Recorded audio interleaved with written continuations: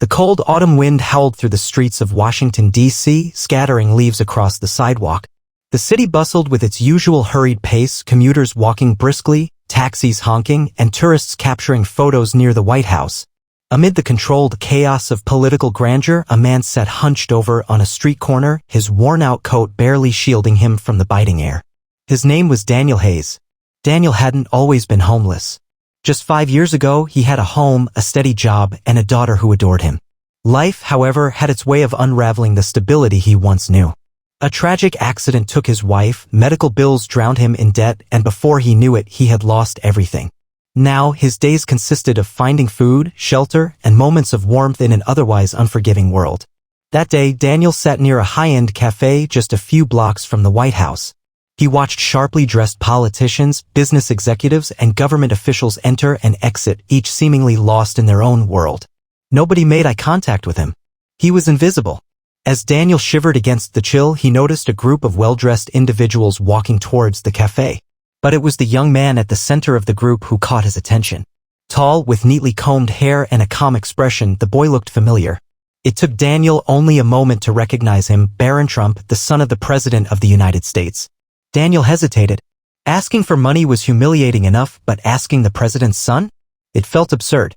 Yet hunger had a way of silencing pride. Taking a deep breath, Daniel extended his trembling hand as the group neared. "Excuse me, young man," he said, his voice hoarse from the cold. "Can you spare $1?" The group stopped. Conversation ceased. Security personnel tensed slightly, their trained eyes assessing any potential threat. A few cafe patrons turned to watch, their curiosity piqued. Barron Trump, just 18 years old but already accustomed to the scrutiny that came with his last name, looked down at the man. His expression was unreadable. A tense moment passed. Then, to everyone's shock, Barron took a step forward. A hush fell over the small crowd as Barron Trump took a step forward, his crisp navy blue suit standing in stark contrast to Daniel's tattered coat. The young Trump tilted his head slightly, studying the man before him. The security detail, though still composed, Daniel nodded hesitantly. "Yes, sir. Just $1, maybe enough to get a coffee." Barron's gaze lingered for a moment before he did something that left everyone stunned. Instead of pulling out his wallet, he crouched down so that he was at Daniel's eye level. "What's your name?" Barron asked. The homeless man blinked, caught off guard. Rarely did people care to ask his name, let alone kneel before him like an equal. "Daniel," he said after a pause. "Daniel Hayes." Barron nodded. "Nice to meet you, Mr. Hayes." The formality of the greeting nearly brought tears to Daniel's eyes. It had been years since someone had spoken to him with respect. The tension in the air thickened. By now, more onlookers had gathered. Some whispered amongst themselves, others pulled out their phones ready to record whatever was about to unfold. The president's son engaging with a homeless man? It was bound to go viral. Barron took a deep breath, then spoke again. "If I give you $1, will it really help?"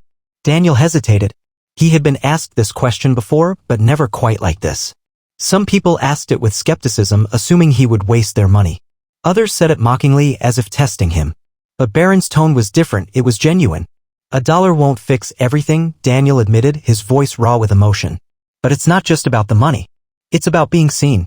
About knowing someone still cares. At that, Barron's expression softened. He stood up, dusting off his suit.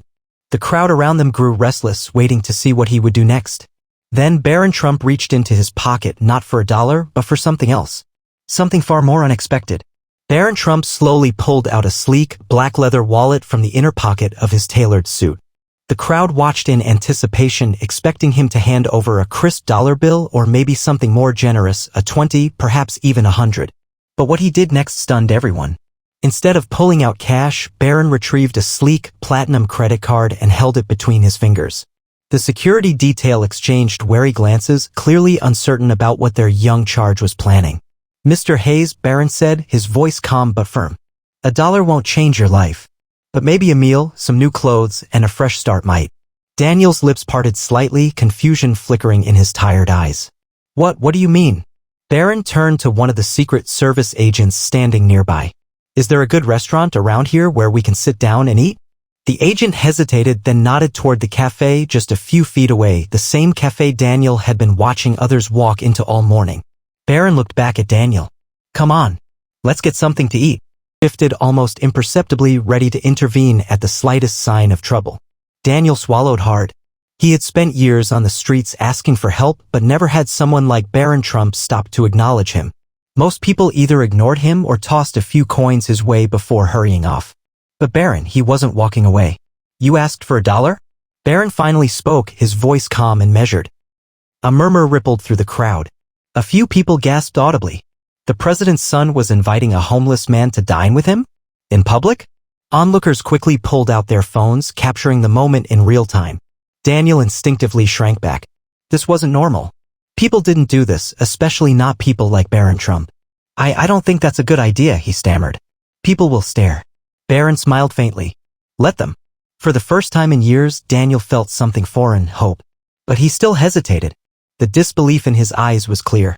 He had spent so long being ignored that an act of kindness this grand seemed almost impossible to trust. "Why are you doing this?" he finally asked, his voice barely above a whisper. Barron's expression shifted. There was a depth to his gaze, something beyond privilege and wealth. "Because I can," he said simply. "And because I should." With that, Barron gestured toward the cafe. The message was clear, the invitation was real, and the choice was Daniel's. A long silence stretched between them. Then, with a deep breath, Daniel pushed himself off the cold pavement and took a step forward. As they walked toward the cafe together, the world watched, stunned, moved, and forever changed by what they had just witnessed. As Barron and Daniel stepped into the upscale cafe, the atmosphere shifted. Conversations that once filled the space softened into hushed whispers. Eyes followed them, some with curiosity, others with judgment. A few patrons glanced at Daniel's ragged clothes and unkempt beard with disapproval. But Barron didn't falter. He walked confidently to an empty corner booth and motioned for Daniel to sit. Hesitantly, Daniel lowered himself onto the plush seat, unsure if this was all just some elaborate joke. The waiter arrived almost immediately, his professional demeanor cracking ever so slightly as he eyed Daniel. "Good afternoon, Mr. Trump," he greeted, his voice smooth. "What can I get for you today?" Barron handed Daniel the menu. "Order whatever you'd like," he said casually, as if this were the most normal thing in the world. Daniel hesitated. His hands trembled slightly as he held the menu. It had been years since he'd had a real meal. His diet mainly consisted of whatever he could scavenge or afford from dollar menus. The sight of high-end steaks and seafood overwhelmed him. I don't know," he admitted. Barron leaned back, unbothered by the stares they were still receiving. "How about the steak? Medium rare?" Daniel swallowed hard and nodded. "Yeah, that sounds amazing." Barron turned to the waiter. "2 steaks, medium rare.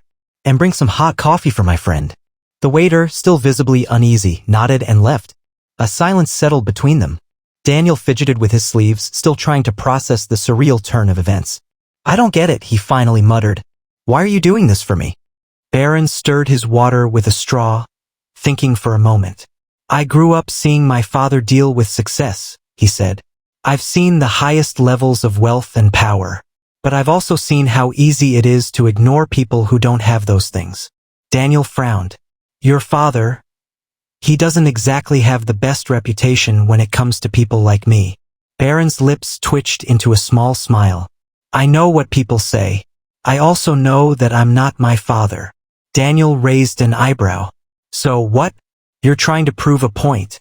Barron shook his head. "No. I just know that if I were in your position, I'd hope someone would do the same for me." For the first time in years, Daniel felt warmth. Not from the coffee the waiter had just placed in front of him, but from something deeper. Respect, dignity, humanity. He wrapped his hands around the steaming mug, letting it thaw more than just his fingers. Little did he know this was only the beginning. As Daniel sipped the hot coffee, its warmth spread through his body in a way he hadn't felt in years. It wasn't just the drink. It was the feeling of being seen, of being treated like a person again. Across from him, Barron Trump sat with a quiet confidence, unaffected by the eyes still watching them from across the cafe. The waiter soon returned, setting down 2 plates of perfectly cooked steaks, along with sides of garlic mashed potatoes and steamed vegetables. The aroma alone nearly made Daniel's eyes water. He hesitated for a moment, almost afraid this was all some cruel dream, but the hunger gnawing at his stomach urged him forward. He picked up the fork and knife carefully, as if he were handling something sacred, and took the first bite. The tenderness of the steak, the richness of the seasoning. It was unlike anything he had tasted in years. For the first time in what felt like an eternity, he wasn't just surviving. He was living. Barron smiled as he watched Daniel eat. Good. Daniel nodded, unable to speak past the lump in his throat. For the next half hour, they talked. Not just about Daniel's struggles, but about his past.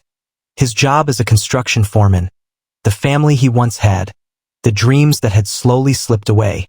Barron listened intently, never interrupting, never looking at his phone, never treating Daniel like a charity case. By the time their plates were nearly empty, Daniel felt something shift inside him. Hope. It had been so long since he had felt it that it almost scared him. As the waiter cleared their dishes, Barron leaned forward slightly. Mr. Hayes, he said, his tone more serious now. I meant what I said earlier. $1 won't change your life. But maybe I can help in a bigger way. Daniel blinked. What do you mean? Barron reached into his pocket and pulled out a business card. He slid it across the table. Daniel hesitated before picking it up. It wasn't Barron's name on the card. Instead, it belonged to the director of a well-known non-profit organization specializing in helping homeless individuals get back on their feet. Employment assistance, housing support, rehabilitation programs. They help people rebuild their lives, Barron explained. I've already called ahead. If you show up, they'll know your name. They'll help. Daniel stared at the card as if it were made of gold. He had spent so long feeling forgotten, discarded by society. And now this young man, the son of one of the most powerful figures in the world, was offering him something more valuable than money. A chance. Tears burned at the edges of his eyes. He quickly wiped them away, chuckling hoarsely. I don't know what to say. Barron smiled. Then don't say anything. Just show up. Daniel swallowed hard and nodded. I will. Barron pulled out his wallet once more and placed a few $100 bills on the table, not for show, but to cover their meal, along with something extra for Daniel to get through the next few days. Then he stood. As Barron turned to leave, Daniel's voice stopped him. Barron. The young Trump heir turned back. Daniel's voice wavered, but his words were clear. Thank you. Barron simply nodded, then walked out of the cafe, his security detail following close behind. Daniel sat there for a long time, staring at the business card, the money, and the remnants of the best meal he had eaten in years. For the first time in a long time, he didn't feel invisible. For the first time in a long time, he believed tomorrow could be different.